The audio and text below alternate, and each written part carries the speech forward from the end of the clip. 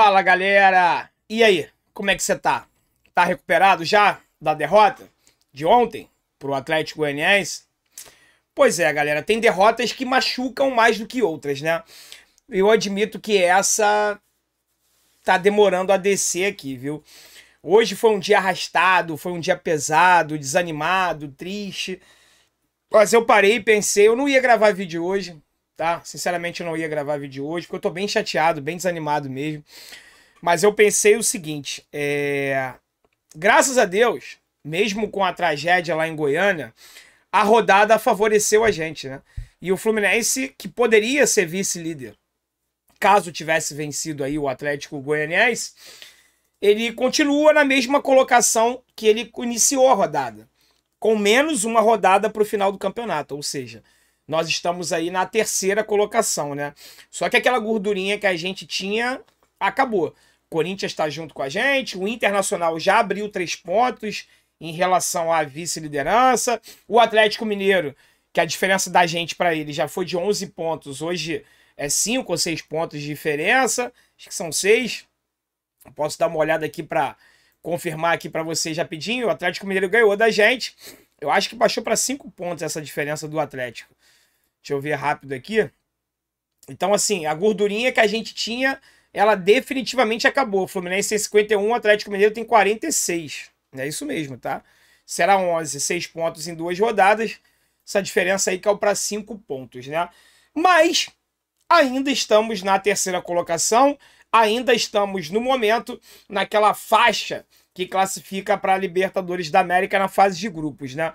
Muita gente está contando com o ovo no fiofó da galinha, achando que vai abrir G6 para a fase de grupos da Libertadores.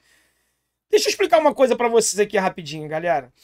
Para abrir 6 vagas no Campeonato Brasileiro com a classificação direto para a fase de grupos da Libertadores, teria que, por exemplo, o Flamengo ganhar as 2 competições, né? Ou o Flamengo ganhar uma, o Corinthians ganhar outra, ou o Atlético Paranaense ganhar uma e o Corinthians ganhar outra. O que eu queria que vocês entendessem é o seguinte, que eu tô falando aqui parece ser meio óbvio, né? Mas só para vocês entenderem, tá? Para abrir G8, para abrir 8 vagas no Campeonato Brasileiro, meu amigo Fernando Barcelos não gosta que eu fale em G8, G6. 8 vagas, 6 vagas. Então vamos lá, Fernando, em tua homenagem. Para abrir 8 vagas para Libertadores 2023, sendo 6 vagas, 6 primeiros na fase de grupo, o campeão da Copa do Brasil e o campeão da Libertadores, ele vai precisar terminar o campeonato entre os 4 primeiros colocados. Tá? No momento, o Flamengo é o 5º colocado. O Atlético Paranaense é o 6º, tá? E o Corinthians é o 4º. Digamos que o Flamengo ganhe a Copa do Brasil e o Atlético Paranaense ganhe a Libertadores da América. Se o campeonato terminasse do jeito que está hoje, com o Flamengo em 5º e o Atlético em 6º, não teriam 8 times classificados pelo Campeonato Brasileiro na fase de grupos da Libertadores, tá? Na fase de grupos, não teriam 8 times classificados pelo Campeonato Brasileiro, seriam 6, sendo o 6º e o 5º pré-Libertadores e os 4 primeiros fases de grupos da Libertadores. Então, assim, nem com isso dá pra gente contar. Nem com isso dá pra gente contar. Eu acho que o nosso objetivo, a nossa meta, tende a ser ficar entre os 4 primeiros, porque aí é garantido, independente do que aconteça lá do outro lado, tá? Deixa eu me apresentar rapidinho para a galera que está chegando aqui agora. Meu nome é André Luiz, muito prazer, aqui é o canal Sentimento Tricolor. Sei que você está chateadão, mas é importante para mim, importante para o canal o seu like, a sua inscrição. Se você puder se inscrever, deixar seu like, é muito importante também, tá? E se puder clicar aqui nos links da descrição, eu deixo 2 oportunidades muito legais para você. Primeiro é Bet7k. Vou citar um exemplo rapidinho, tá? Ontem eu consegui ganhar e perder dinheiro no jogo do Fluminense. Fala assim, como assim, André? Eu apostei que nós venceríamos o jogo no primeiro tempo e, obviamente, venceríamos o jogo após o apito final. O Fluminense terminou o primeiro tempo vencendo, mas sofreu a virada no segundo tempo. Então, eu ganhei uma aposta e perdi a outra. São centenas de possibilidades de você fazer um dinheirinho extra, galera, na Bet7k. E clicando aqui no primeiro link da descrição, você recebe um bônus em dobro fazendo seu cadastro pela primeira vez, tá? E além disso, o aplicativo OneFootball, que é por ele que eu fico por dentro de tudo do futebol brasileiro, futebol mundial. Esse aí é de graça, 0800. É só você clicar e baixar. E fazendo isso pelo link aqui do canal, você nos ajuda bastante, tá bom? Então vamos lá. Desânimo é grande, chateação é imensa, mas a gente não pode desistir. A gente não pode desistir, porque os jogos que nós teremos agora no mês de outubro, eu acho que vão definir muito se o Fluminense realmente vai dar a maior pipocada dos últimos anos e vai perder essa vaga na Libertadores, ou se ele vai se manter firme aí por essa briga até o final do campeonato. Para vocês terem uma ideia, todo mundo já sabe, próxima rodada nós enfrentamos o América Mineiro no Maracanã. Galera, eu não sei nem mais o que falar, tá? O normal seria eu falar o quê? Não, o Fluminense é favorito, vai vencer o América. Será? Não sei. O retrospecto dentro do Maracanã é muito bom. O Fluminense está com números excelentes aí jogando em casa. Então isso pesa a nosso favor, tá? O jogo seguinte vale pela 32ª rodada, no dia, deixa eu só ver a data aqui, no dia 16, né? Dia 16 de outubro, domingo, vai ser fora de casa contra o Avaí. Também seria normal falar que o Fluminense venceria o Avaí.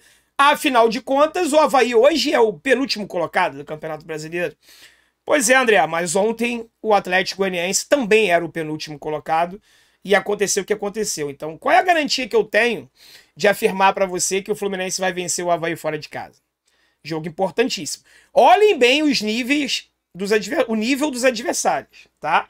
Você pega aí o América Mineiro, pega o Avaí, na sequência, na 33ª rodada, a gente joga do dia 23 de outubro, tá? Domingo, 4 horas da tarde, horário típico de clássico no Rio de Janeiro. O Fluminense enfrenta o Botafogo, jogando no Maracanã, jogando em casa. Então a tendência é o Fluminense jogando em casa com apoio da torcida é conseguir um resultado positivo, né? Então vamos lá, hein? Foi Juventude, Atlético Goianiense, América, Avaí, Botafogo. Olha a sequência, olha a dificuldade desses jogos, hein? Para não dizer o contrário, né? Não era para ter grandes dificuldades. Para fechar o mês de outubro, o Fluminense joga contra o... Para fechar não, no dia 26 de outubro, o Fluminense pega o Corinthians lá na Arena Corinthians. Aí já viu o que vai acontecer, né? Será um Deus nos acuda. E agora sim, para fechar o mês de outubro, na segunda-feira, no dia 31 de outubro, o Fluminense vai enfrentar o Ceará lá no Castelão, às 20 horas, tá? Ou seja, tirando esse jogo do Corinthians fora de casa aí, todos os outros jogos são completamente invencíveis, tá?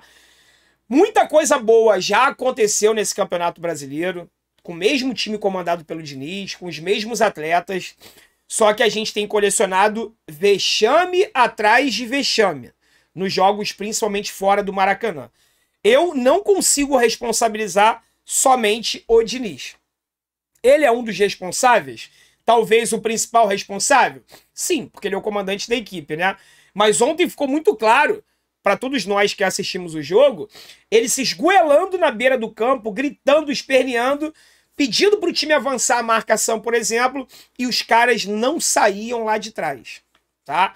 Cabia a ele fazer uma alteração ou outra antes de sofrer os gols, antes de sofrer o empate, porque aquela mexida tripla que ele fez, o Fluminense sofre o gol, se não me engano, aos 32 minutos, e ele faz a mexida tripla aos 34. O Thiagão mandou muito bem lá na entrevista coletiva, um abraço para o Thiago Lima, meu amigo, jornalista do GE, setorista do Fluminense dentro do Globoesporte.com. Ele perguntou ao Diniz, né, se não era jogo para você ter um zagueiro como o David Braz, por exemplo. E o Diniz não gostou da pergunta. Falou que é muito fácil fazer análise depois do jogo. A minha opinião tá na live pós-jogo sobre isso, tá? No próximo jogo, os jornalistas eles vão psicografar meia hora antes da partida o que vai acontecer no jogo e vai apresentar o treinador. Ó, eu fiz essa pergunta aqui, Diniz, antes de começar a partida, tá? Não entra na minha cabeça o treinador criticar o jornalista porque ele fez uma pergunta baseado no que aconteceu no jogo. E o Diniz acha isso errado. Só que a pergunta do Thiago estava super certa, representou o torcedor tricolor. Só que eu não consigo entender por que essa defesa do Fernando Diniz com unhas e dentes em relação ao Felipe Melo. É inexplicável, tá? É inexplicável.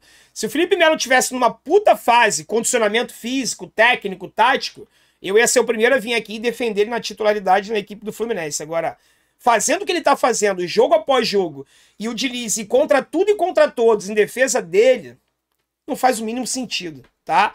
Então assim, galera, mais uma vez eu venho aqui dar a minha opinião para vocês, com muita tranquilidade, que não existe um único culpado, não existe um único responsável, tá? Eu acho que o peso e a responsabilidade, ela tem que ser igualmente dividida entre o técnico e os atletas, porque são eles que performam ou entregam o resultado, entregam, que eu digo, não de propósito, né? Que acertam e erram dentro de campo. É esse time que nós temos até o final do campeonato. E é esse treinador que nós teremos até o final do campeonato. E segundo me consta, pela vontade da diretoria, por muitos e muitos anos. Um projeto de longo prazo no Fluminense. Então, quando eu venho aqui criticar o Diniz, eu não estou pedindo a cabeça dele.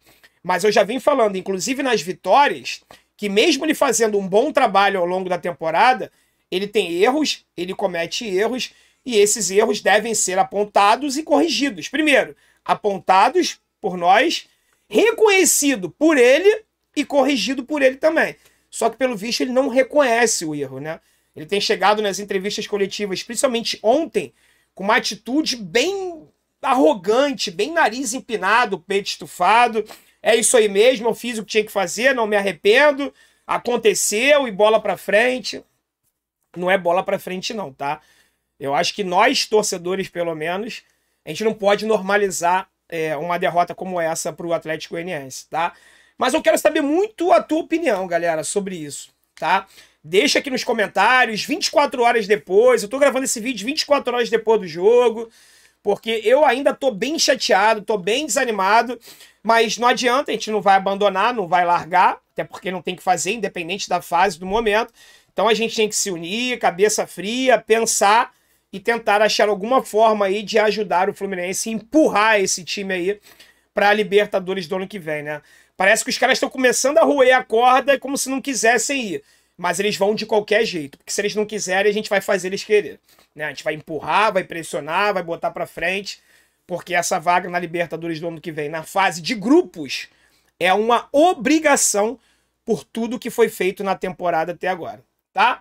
Se você concorda comigo, deixa o like. Se você não concorda comigo, você pode deixar o dislike, se você quiser, se você achar que eu mereço.